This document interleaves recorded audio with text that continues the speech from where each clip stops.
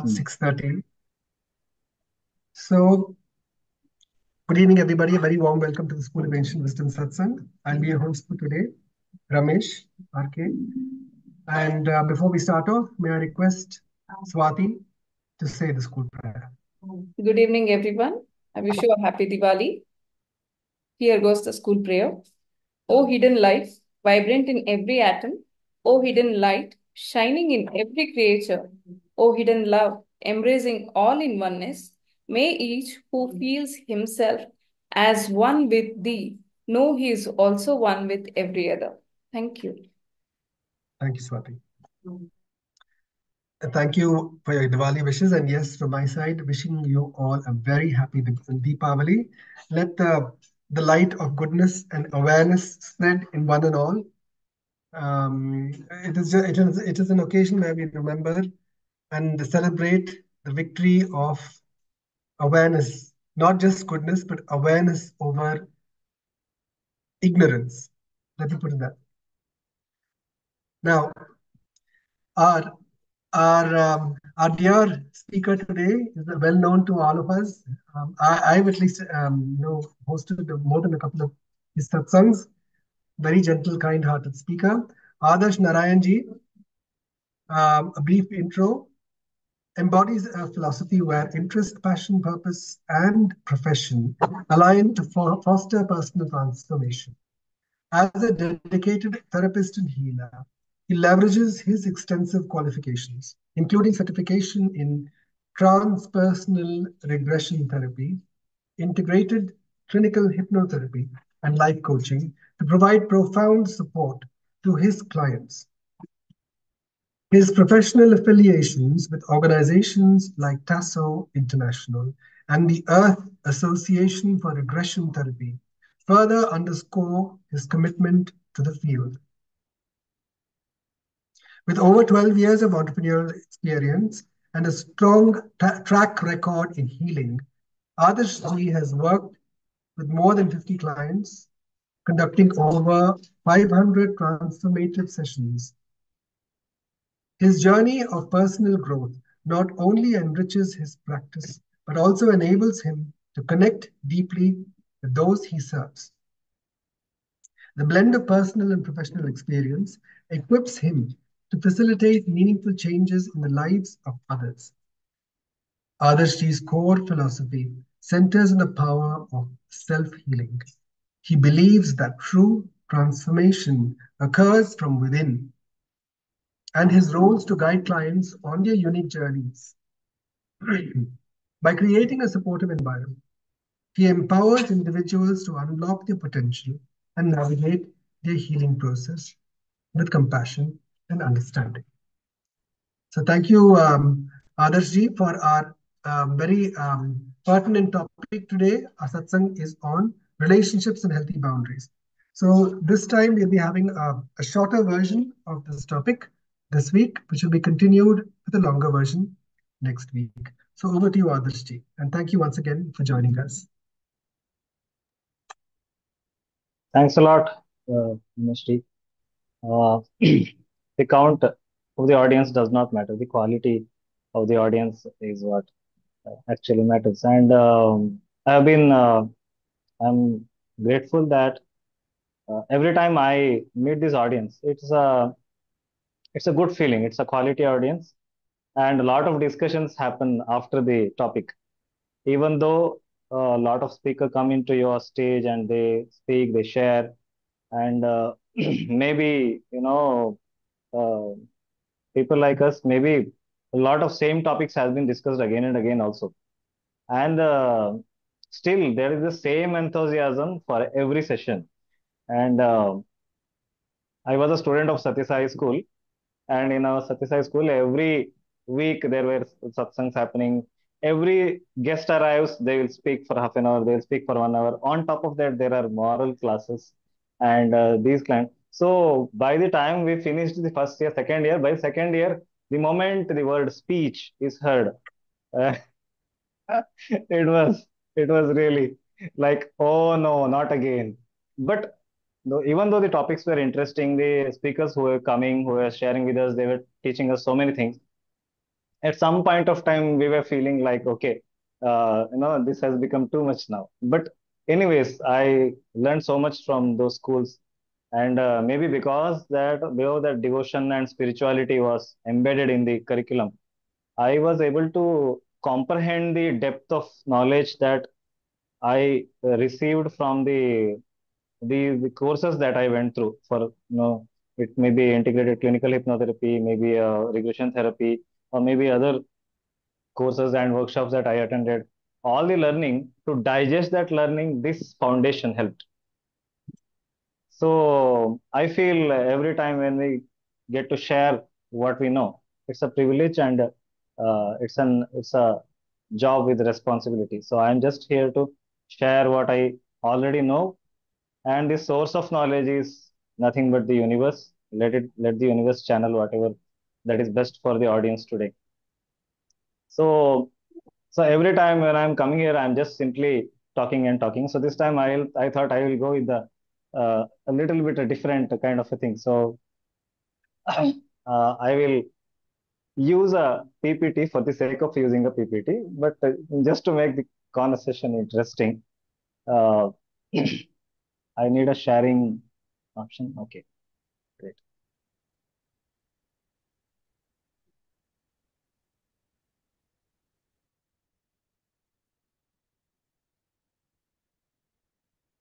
All right, there is nothing extraordinary about this presentation as such. It just there are people who are visual, there are people who are kinesthetic, there are people who are auditory. So I'm trying to have a conversation with all kind of people. Okay, so let's come to the topic. Uh, if I have to define this topic, it's going to be a big essay, and everybody will be bored. This is a topic that everybody knows, everybody is aware of, everybody has lot of things to say about this, and a very few are able to comprehend, understand, and follow in the real life. Everybody has the awareness. uh, Healthy boundaries needed, and the relationship needs to be strong. Relationships are they are uh, we if a home and the relationship that we have with the people around us, if that is peaceful, then everything else is peaceful around us. You know it may be work. So I am talking about a very generic term. When I say relationships, I am talking about something very, very generic and very straightforward. It could be friends, it could be business partners, it could be family members, it could be son, daughter, it could be spouses, it could be friends, it could be siblings, it could be whoever you are in touch with. You are having a relationship in terms, you are just socializing and connecting with them. I'm talking about that level of a connection. It could be new, it could be old. So when I say healthy boundaries, what I am trying to address is that, so recently I met a client. She's a lady of around 50s. In her part of her, in a moment of her life where she is a, um, what do you call it? She's like in a transition period where the children are just growing up, taking responsibilities, and you know they are supposed to step back and give way to the next generation, and they are trying to take this forward in their own ways. And the the elder generation, the mother, the client who is coming to me, she is having difficulty digesting what is happening in her space. She came with her own personal problems. I asked her, what is your problem, what is your issue, what do you want to work on? And she starts with a story of her husband. It goes to story of her husband, then it goes to her story of her daughter, then it goes to story of her um, story of her daughter's husband, then it goes to her son, then it goes to the neighbors, then it goes to the entire village, then it comes to my story. She also knows me, so she wants to understand why I am divorced and all these things. I asked her to stop at some point in time. I asked her, what's your story? You're talking to me about everybody else's story. Stop talking about everybody else's story. What is your story? And she was like, no, I don't have any issues as such. My husband has an issue. I was like, that's not your story. Again, what is your story? What I'm trying to convey is that we have difficulty identifying what is our own story. We are always so much into somebody else's story. Big Boss is a hit because we are so much interested in what's happening in that house. And we are so much interested in knowing how they fight, what they think, what they do when they are about to go to sleep. It's somebody else's life, and we are so interested to look into and peek into that and get some kind of a satisfaction out of it. But it is not our story. It is our story that we need to focus on. To focus on our story, we need boundaries. The lady I'm talking about has no boundaries. She has no differentiation between her life. She has no differentiation between somebody else's life. She does not know what her problem is. She also does not know why I am attracting all these kind of problems in my life, because she has no sense of boundary around her. This is mine. This is his. This is my husband's problem. This is my son's problem. This is my daughter's problem. This is my problem. How I feel is my problem. How others make me feel is also my problem. It's not somebody else's problem. So finally, what's happening? She is unable to define a boundary. That's why when I cannot define my own boundary, I cannot also take responsibility for my choices. I will start blaming it on everybody else. I cannot define my problems. I can also own up my choices. I cannot also own up the consequences to my choice. Because of you, all these things are happening in my life. Because of him, because of that person, because of this, because of situations. So many problems in my life. They're all happening because of somebody else. And I am always interested in looking at somebody else. Minding my own business is what the first step we need to take about defining a healthy boundary. Focusing on my own story, focusing on my own business. What is my mind your business, mind your own business? We often tell this to the people who are questioning us. You know, people who are there, nosy, they keep asking you, they call you on the phone, and the first thing they ask is, where are you? I'm outside my office. Where outside? Uh, I'm in a hotel, I'm having a tea. Oh, which kind of a tea you are having? Are you with somebody?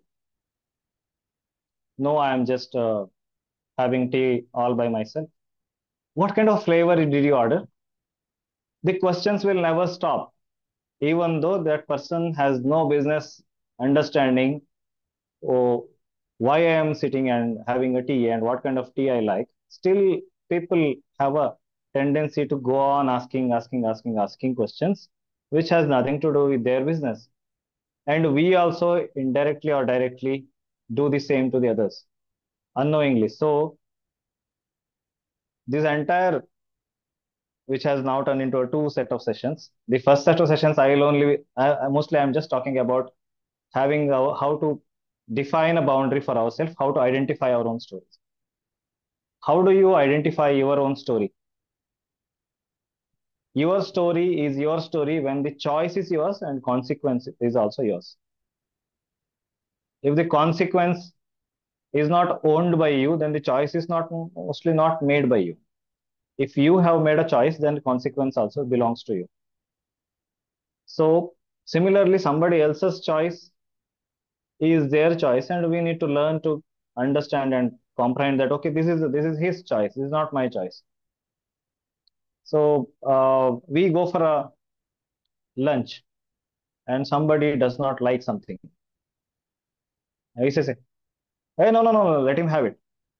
Let him try. Give him. Put some more sweets into his plate. And that person does not want it. Why doesn't he want it? Maybe he is allergic. Maybe he has his own story. Maybe he is allergic. He doesn't like things. Maybe he is diabetic. Maybe last time he had it, he went through something and he does not want to repeat the trauma. There can be many things of his story, but The story is his, choice is his. So what we can do, we can just simply respect that boundary. See, this is a very nice item. It's this sweet is really, really good. I want you to try it. Give it a try. I can suggest, I can advise, I can help him make a choice, but I cannot make a choice on behalf of the entire healthy boundaries in our ancient Indian culture is well defined through the dharmas, karma and dharma. You violate a boundary, you are creating karma. You are inside the boundary, you are in your dharma. Your role defines your boundary. You are a father, you do what you are supposed to do as a father. You are a son, you do what you are supposed to do as a son. You are a king, you do your Raja Dharma. What is your motto? Why do you do what you do? This is what the entire story is all about. So as long as you are following that, you are staying within your boundaries, you are staying within your karma and within your, without creating the bad karma. If you are within the dharma, the limitations, it ensures our own well-being. It also ensures a peaceful death. Unless you focus on your own story, you cannot have a peaceful death. While dying, all the thoughts are about how my family will survive without me. It's not your story, it's their story. They are supposed to survive. What you can do, what your dharma is mostly to provide or to do everything that you can do within your control, within your limits, to ensure that they survive in the future. But it is their own battle, it is their own fight. It's not our fight. So while dying, if you are able to have a very good boundary around yourself, you know what is your story, what is yours, and what is somebody else's. I think it is easier to have a peaceful death. Taking Ram Nam, taking God's name, having a pleasant and peaceful death, understanding that I have done my dharma perfectly and fine. And I think in every way, in every level of my consciousness, I will be able to clearly and having a clear conscience, I can die. This is where finally having a good boundary will take us. That is why this topic is very important. And that is why we need to stop being nosy. This is only the first half of the story. So the remaining part of the story, what I am trying to share here, in terms of boundaries, will involve techniques, tricks of how do you define a boundary, and then we can also discuss about maybe we can do something very quick, maybe quick meditation or something to visualize our own boundaries. Before you come for the next session, maybe you can draw a circle in such a way, put yourself in the center, in the middle of everything, and you are in the center of this circle. Take a paper, white paper, and draw a circle around you, and then think for 5 minutes who are all there within your circle, where you make decisions for them, you make choices for them, they make choices for you, and they make decisions for you. Maybe they even override your decisions. Maybe you override their decisions.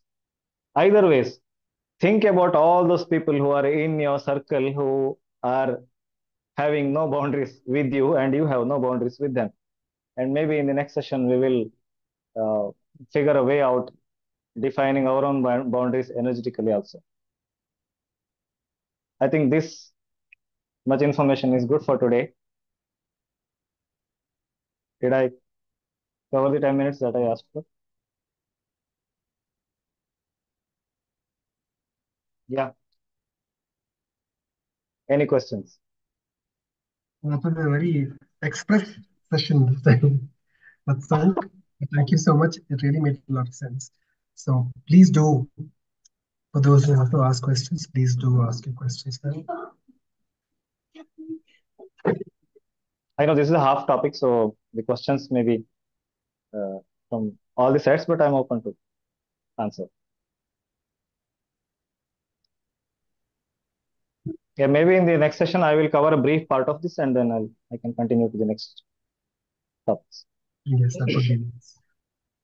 So actually, I just want to ask, you said that lady has told all the like problems. Only she's Yeah, talking about the problems. yeah. So how do actually we take it into opposite way, like She was love? talking about not her problems, but she was talking Huh. about everybody else's problems.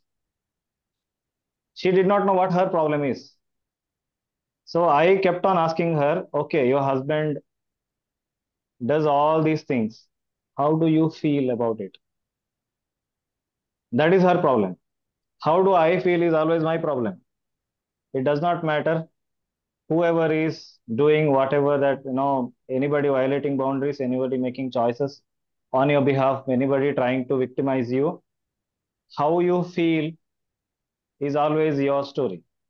How you handle your feelings is always your choice.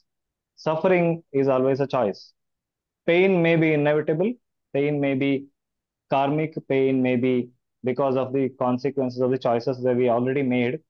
But whether we have to suffer through the pain is is a choice. You can enjoy the journey, you can curse throughout the journey. It's always a choice. That's why we have a willpower and we have a viveka and buddhi to decide this is good for me, this is not good for me. So shift your focus to your own story. Rashmi ji, focus on your own story. Then you will know what is your real problems are. Put But yourself you, in the center. but usually we curse. Correct. So why it happens, I'll discuss about it in the next session. Okay, That is where I'm coming in the next session. okay, Why do we get victimized? What happens? All these things. okay. I have a question. Yes, please. Sometimes people in the helping profession or people who are extremely empathetic Yeah.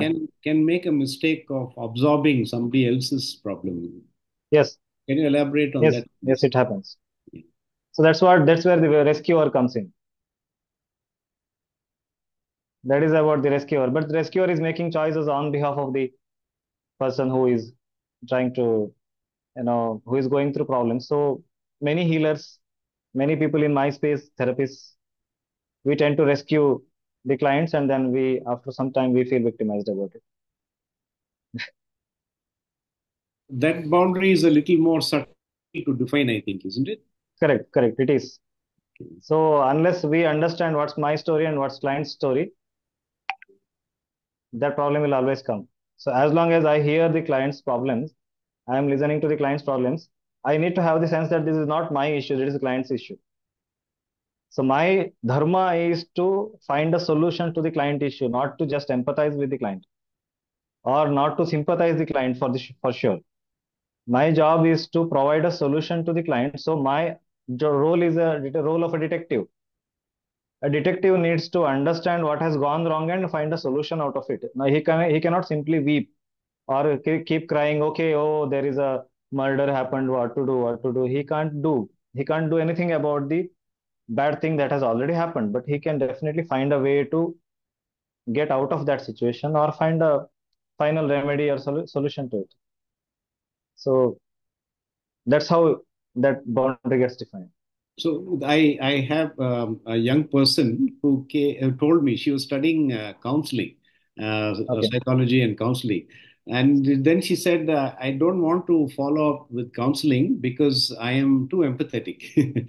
Therefore, Yeah. I'd like to do something else in psychology, but not do one-to-one counseling, she said. Counseling. That was, I thought, quite aware of that person to realize that. Yeah, yeah. It happens. It takes efforts. It takes conscious work. It takes uh, some understanding of karma, dharma, things like that. And it's a practice. So initially, there were days where I was a therapist and I was trying to rescue clients. I was trying to help them out. I was getting victim, not victimized in the sense I was feeling very really bad for them, and then I was trying to do things. I was all super empathetic to the clients. Those were the days, but as I moved through my training, that all stopped. It One happens. last question. Since you are from this field, I just wanted to know, it's a little away from the topic, but what do you do to recover from a session where there can be extreme trauma on the other side? Do you do any somatic practices to, neutralize? Simple meditations, energy work. Most of the time, we do the energy works. Most of the therapists do the energy works so that the our spaces are clear and their spaces are clear. Thank you. Thank you very much. You're welcome.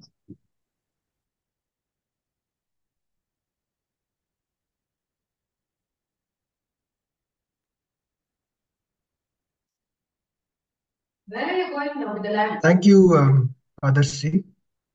Would there be any more questions?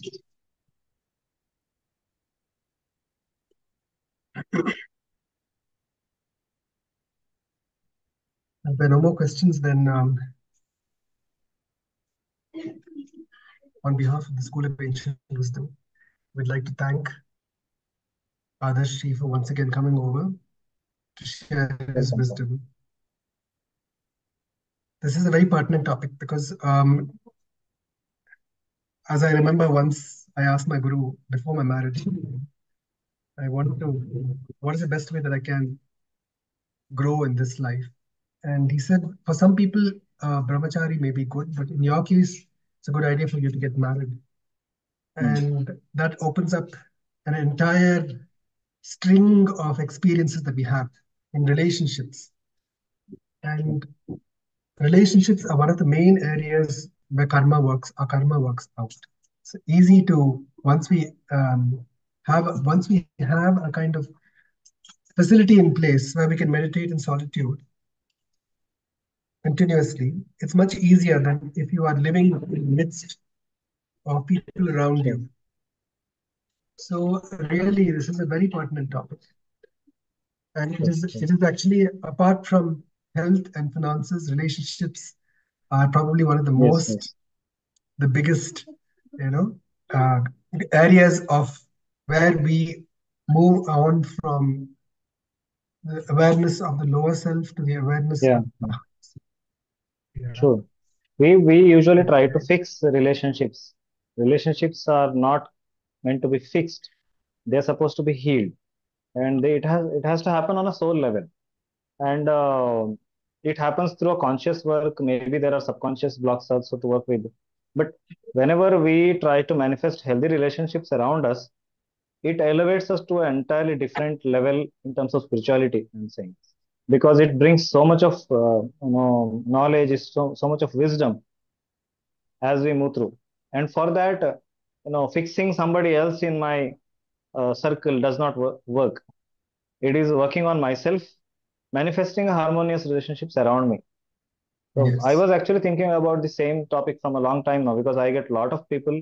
I don't know why, but recently from past 5 6 months, I think I was getting many clients who are in the same zone of relationship issues. So as I worked with them, I found a lot of understanding and knowledge about all aspects of the relationship. So I thought of coming up with a 3 hour workshop just about healing relationships. It's It's on very November pertinent. 9th. Yes, in fact, I remember also being told that of late we'll find a lot of these issues coming up because the battle really is not. In the Mahabharata, it was between two visible forces, but here the Mahabharata is in our Correct. hearts. Yes, yes, yes. And I've even heard reports of people saying that World War III has already started, but it is as Yeah, kind of partly hidden. So, if you look at it around you, there are many families that are breaking up because of such kind of issues, and that yeah, is something that we have to urgently address because a family is the pall bearer or the most powerful indicator of the successful success of a civilization, the strength of a family, sure. Yeah, because that is the bedrock really of how people turn out to be. All the so-called negative people, the whatever dacoits and murderers and so on, terrorists, they invariably come from families that are not strong. That's the normal observation and trend. So relationships is a very key and important thing. And if we promote that, I think it can be probably an access to a lot of healing and for the world to also go to the next stage. From my True. personal experience, especially when I have really worked on, not trying to change, but to facilitate the spread of love and truth amongst my relationships, my Hmm. personal relationships, I find that I become a stronger and better person. It's my personal experience True. and True. completely echoes what Adarsh said. So thank you I'm so much. conducting a workshop on the same topic on November 9th. It's online. Very nice. Perhaps we could Healing relationships. Perhaps, I'm thinking we could spread the idea also through schools, just to give you an idea, because schools are a place where True. True. it comes to focus. And once children are taught something of a higher consciousness, in fact, when you spoke in the beginning that you belong to this kind of an institution that speaks about these spiritual realities, and sometimes children get True. bored. I used to wonder, I keep asking myself, if they really were to go through something like this in life, you probably wouldn't. Why do we all come back from Satsangs every Thursday? Really because we True. want to experience these vibrations. Like you said, many topics might be repeated, but just to reacquaint ourselves with these vibrations and to raise our True. consciousness every Thursday is a gift, which we should do more often in our day also through various techniques. So that's one of the reasons, definitely. And also, as adults, probably why we come back is because we are going through this lesson called life. So, what we hear over here really does empower us. And I'm sure we can find ways to do that for kids as well in their own way. True. That's a topic for another day. So, thank you so much for being here with us, Adarsh ji. We're looking You're forward welcome, to our sir. Thank session you next week. for the opportunity. Grateful. Most welcome. We're looking forward to a more intensive session next week from your end and more of us over here. So, wish you all a very happy Diwali. And from the School of Ancient Wisdom, Thank you. our gratitude and acknowledgement. On that note, we come to the end of our this satsang. It's time for our Loka Samasta. So please sit straight with your back, neck, and head aligned. Please remember your loved ones, your friends, and those in your communities who might require prayers, because now there are so many around us who are just crying out for help and they don't know how to ask for it. Just remember their names, remember what issues they're going through, and how you'd like those issues to be solved. Or maybe you don't know how their issues can be solved. You could just ask for divine guidance because the divine knows better than us what they need. You can just pray for them. Remember their names, their issues. Also, send out to the world at large these healing prayers. Let there be a raise in consciousness worldwide, wisdom, love, and truth. Please sit with your back, neck, and head aligned. Take a nice deep breath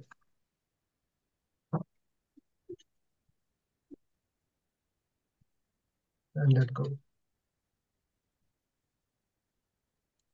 Observe the silence within, which connects all of us to the Supreme Soul. Loka samasta sukhino bhavantu. Loka samasta sukhino bhavantu. Loka samasta sukhino bhavantu. Om Shanti Shanti Shanti. Om Tat Sat Brahmarpanamastu.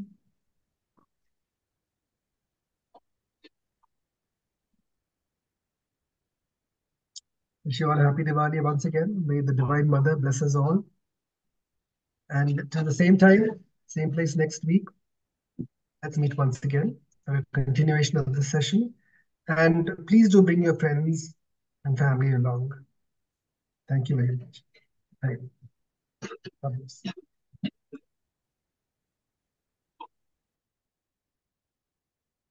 Swati, if you're there, Swati.